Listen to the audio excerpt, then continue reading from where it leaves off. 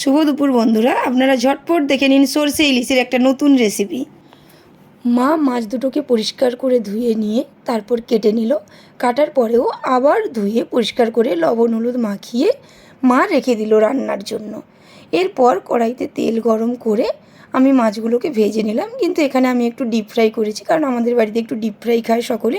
আপনারা কিন্তু হালকা করে মাছটা ভাজবেন। আমার মাছটা ভাজা প্রায় কমপ্লিট।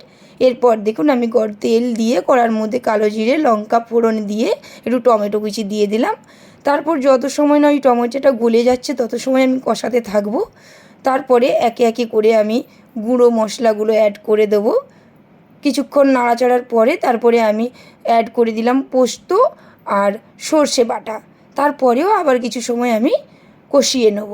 যত সময় না মশলা থেকে তেল ছাড়ছে তত সময় আমি কষাতে থাকবো।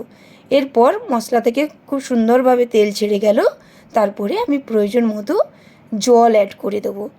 জল অ্যাড করে দিয়ে আমি ফুটতে দিয়ে দিলাম তরকারিটা কিছুটা সময়ের জন্য। ফোটা শেষ হয়ে গেলে এরপর আমি ভেজে রাখা মাছগুলো ওই ঝোলের মধ্যে দিয়ে দেবো। দেওয়ার পরে আবার কিছু সময় ঢাকা দিয়ে আমি তৈরি হতে দেবো ঝোলটা। তৈরি হয়ে গেলেই আমাদের হয়ে গেল আজকের রেসিপি সরষে।